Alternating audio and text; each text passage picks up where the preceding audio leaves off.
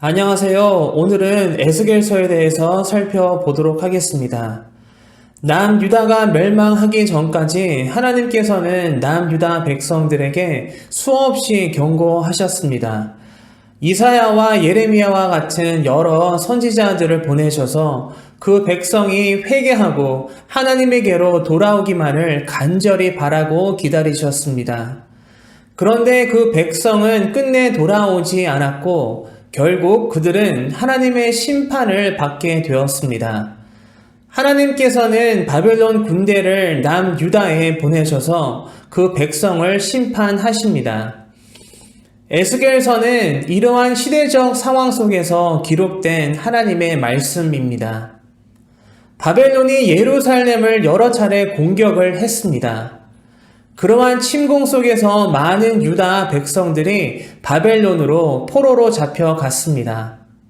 바벨론은 총 3번에 걸쳐 예루살렘을 침공했는데 그때마다 유다 백성들을 포로로 잡아갔습니다. 첫 번째 공격 때 잡혀간 포로들 중 우리가 잘 알고 있는 성경의 인물이 바로 다니엘입니다.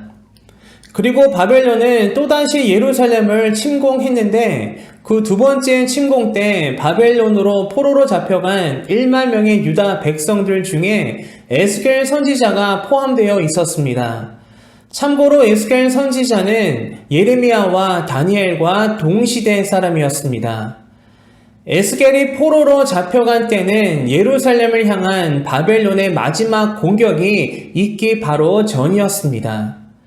예레미야 선지자는 예루살렘 현지에서 그리고 에스겔 선지자는 포로로 끌려간 바벨론에서 남유다의 멸망의 과정을 모두 지켜보며 사역했습니다. 에스겔 선지자는 이러한 남유다의 암울한 시대적 상황 속에서 선지자이자 제사장으로 하나님으로부터 부르심을 받았습니다. 에스겔은 바벨론의 포로로 잡혀간 그의 동포들을 향해서 하나님의 말씀을 전하며 선포했습니다. 에스겔은 하나님께서 보여주시는 환상을 통해 장차 예루살렘에 일어날 일들을 보게 됩니다. 우상에 크게 빠져 살아가는 백성들의 모습들, 그리고 하나님의 영광이 예루살렘 성전에서 떠나시는 모습 등 죄로 가득한 추악한 유다 백성들의 충격적인 모습을 환상을 통해서 보게 됩니다. 에스겔이 바벨론의 포로로 잡혀갔을 때 예루살렘은 아직 완전히 멸망하지 않았을 때였습니다. 그래서 아마도 유다 백성들은 그 당시 상황을 심각하게 받아들이지 않았던 것 같습니다. 그동안에도 위기 때마다 하나님께서 늘 도와주셨기 때문에 이번에도 자신들을 바벨론으로부터 지켜주실 것이라고 스스로 착각하며 곧 다시 예루살렘으로 돌아갈 생각을 하는 등 끝까지 정신을 차리지 못하고 있었던 것입니다. 당시 예루살렘의 모습은 추악했습니다. 선지자들은 거짓으로 예언을 했고 장로들은 우상들을 섬겼으며 유다 왕은 이웃 나라를 바라보며 의지했습니다.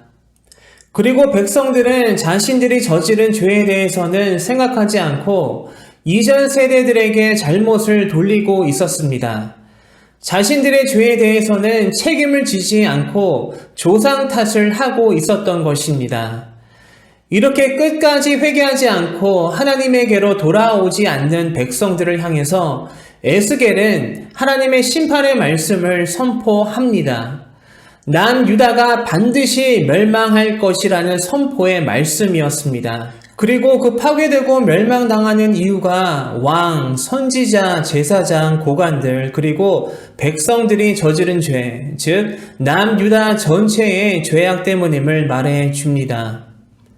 사태의 심각성을 깨닫지 못하고 있던 바벨론에 있는 포로된 백성들에게 하나님의 말씀을 더 확실히 강하게 각인시키기 위해서 에스겔은 여러 상징들과 비유들과 같이 다양한 방법들을 사용했습니다.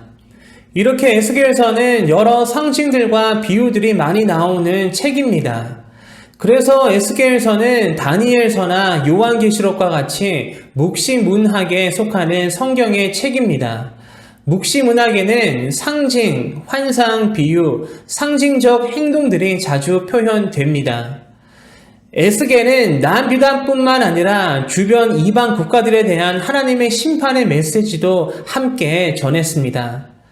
이방 나라들이 심판을 받는 이유는 그들의 교만과 그들을 의지하려던 남유다 때문이었습니다.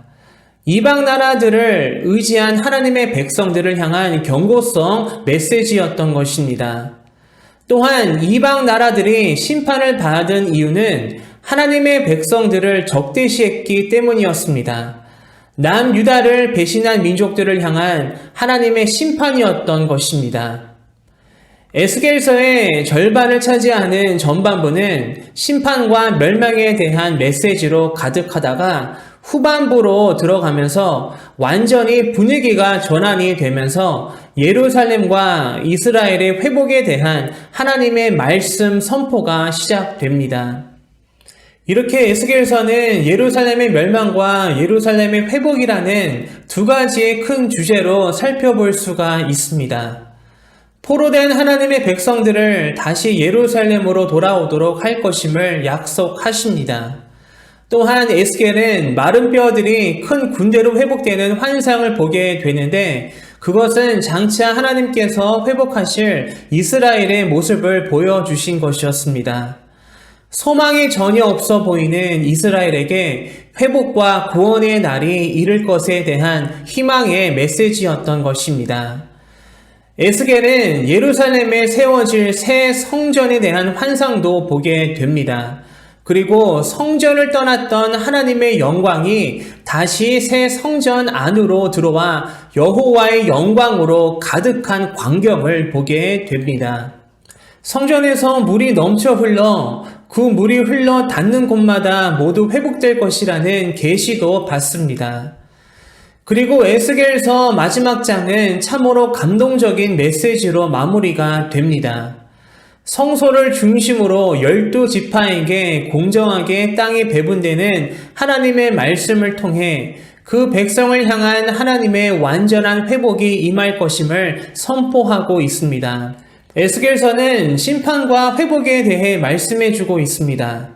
하나님께서 비록 사랑하시는 민족을 심판하셨지만 하나님께서는 그 백성을 포기하지 않으시고 끝까지 사랑하십니다. 그리고 그 백성을 회복하십니다. 이렇게 에스겔서는 심판으로 시작하여 소망으로 끝을 맺습니다. 마른 뼈와 같이 메말라 있고 생명과 소망이 전혀 없어 보이는 이스라엘 백성을 하나님께서는 긍휼과 사랑으로 감싸 주셨습니다. 생기를 불어넣어 주셔서 다시 일으켜 세워 주십니다. 하나님의 백성들이 하나님의 백성답게 살지 못하여 일어난 비극이었지만 하나님께서는 그 백성을 포기하지 않으시고 회복시켜 주십니다. 에스겔서를 읽고 묵상하시면서 한번 우리 자신을 돌아보았으면 합니다. 혹시 우리도 하나님을 멀리하고 거룩하게 살지 못하며 하나님의 백성답지 않게 살아가고 있지는 않을까요? 우리의 마음이 마른 뼈와 같이 메말라 있지는 않을까요?